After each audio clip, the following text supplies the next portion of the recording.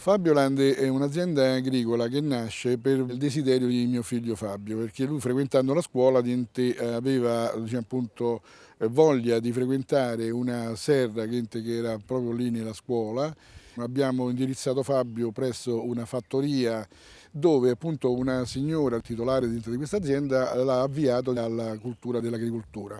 Noi avendo un immobile diciamo, in zona Sabina, abbiamo pensato di creare proprio un'azienda agricola che serve sia per quanto riguarda lui, ma anche per altre persone che hanno avuto un beneficio notevole con questo tipo di attività. In questo ambiente, che è un ambiente tranquillo, che non c'è molta confusione, non c'è molto chiasso, riescono a svolgere un'attività come i dono normali. Basta che una persona è lì presente e spiega loro come debbono comportarsi.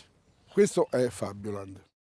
C'era una volta, in un tempo non così poi lontano, un ragazzo di nome Fabio che sembrava non sapesse e non potesse fare nulla. Aveva occhi bellissimi ma tristi ed era sempre arrabbiato. Si mordeva le mani e correva, quasi volesse scappare da questo mondo così inospitale per lui.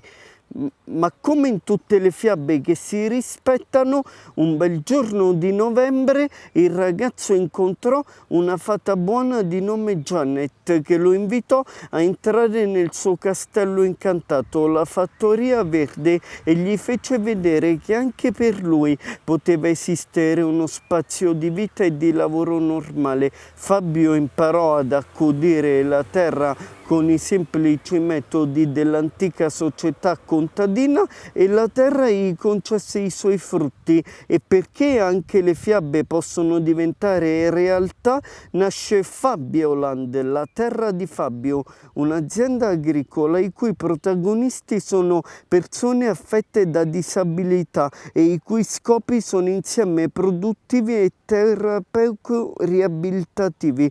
Oggi gli occhi di Fabio sono sempre bellissimi ma molto meno tristi, è impegnato e molto meno arrabbiato.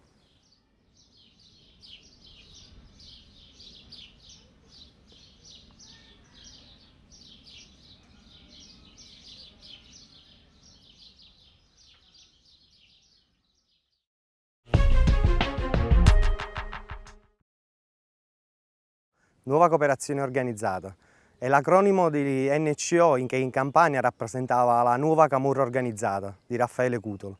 Siamo un gruppo di cooperative sociali e associazioni che abbiamo voluto letteralmente togliere anche il nome a questo sistema criminale. E come lo facciamo? Attraverso la creazione di economia sociale, l'inserimento lavorativo di persone svantaggiate con lo strumento dell'agricoltura sociale. Noi ci occupiamo di beni confiscati, qualche bene comune come la fattoria Furi di Zucca, che è una fattoria sociale all'interno di un manicomio che si trova ad Aversa. Tutte queste attività quindi riconvertiamo i terreni, gli immobili, coltivando semplicemente la terra, quindi realizzando prodotti, trasformando in sottoli, passate, pasta, olio, vino, che mettiamo sul mercato e la mettiamo per restituire dignità alle persone che camminano con noi e a noi stessi. Questi sono caratterizzati da un'iniziativa in particolare che facciamo ogni Natale e si chiama Facciamo un pacco alla camorra, che è una scatola dove all'interno sono contenuti tutti i prodotti fatti sui beni confiscati di questa rete. Pacco in Campania significa fregatura, quindi in effetti vogliamo restituire la fregatura attraverso l'agricoltura sociale che la camorra ha fatto al nostro territorio e quindi costruire economia pulita, costruire agricoltura che tuteli l'ambiente con la persona al centro delle nostre imprese, delle nostre associazioni, significa realizzare i diritti della nostra comunità. Qui siamo nella sede del Consorzio NCO, dove abbiamo allestito una piccola biblioteca di economia sociale. Sotto c'è il ristorante pizzeria sociale NCO. Tra le nostre attività c'è quella anche della formazione di nuove imprese che abbiano la sensibilità verso l'economia sociale. Quando parlo di nuove imprese mi riferisco a imprese profit e anche non profit, e soprattutto alle non profit, ma alla creazione di una sinergia tra il profit e il non profit, perché noi ci troviamo in un contesto dove la camorra ha seminato una cultura dell'individualismo sfrenato, dell'indifferenza e della diffidenza verso gli altri, dove c'è diffidenza non c'è futuro, non c'è crescita. E quindi noi dobbiamo ricreare le condizioni per creare fiducia e soprattutto sistema di rete, non di individualismo.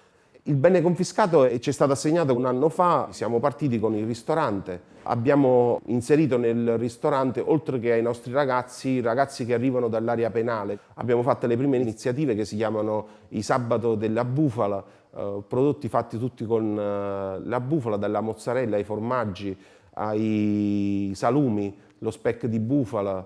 Io penso che la vera vittoria che riusciremo ad avere, se ci riusciremo, è quella di riattivare un processo di fiducia. E il Consorzio NCO nasce proprio per questo. Per noi legarci all'agricoltura sociale e alla rete delle fattorie sociali è un qualche cosa di indispensabile, ma soprattutto nell'idea di iniziare a immaginare che i contadini diventano parte di quei processi. I pomodori devono raccontare delle storie, perché noi non coltiviamo pomodori e basta, coltiviamo i pomodori San Marzano, coltiviamo le melenzane violette napoletane, la zucca campana, perché ogni prodotto, ogni seme ha una tradizione. Questo deve essere la forza delle fattorie sociali e dell'agricoltura sociale. L'associazione Movimento Zoe nasce nel 2008 in Abruzzo, in particolar modo nel territorio della Valle Peligna, intorno al comune di Sulmona. Abbiamo preso a simbolo della nostra piccola rivoluzione l'asino, l'asino che è simbolo di una cultura del mondo rurale, torna ad essere in auge come possibilità reale per le giovani e giovanissime generazioni.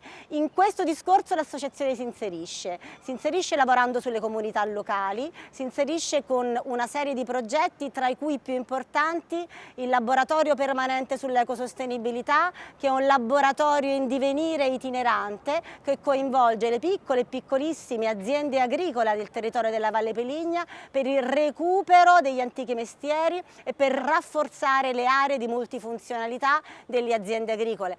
E un progetto più ampio di agricoltura sociale attraverso attività di sensibilizzazione informative, ma soprattutto attività operative presso le aziende agricole sostenute anche dal Parco Nazionale della Maiello, con il quale a breve partirà un progetto per la commercializzazione di prodotti a marchio etico, marchio parco, prodotti che verranno coltivati all'interno delle aziende agricole che custodiscono i semi autoctoni della Valle Peligna e che verranno lavorate le terre dai ragazzi ospiti della rete dei servizi socioassistenziali e che verranno messe sul mercato per poter sostenere i ragazzi stessi, perché l'agricoltura sociale non è assistenzialismo, ma è una reale possibilità produttiva, una reale occasione di rinnovamento sociale.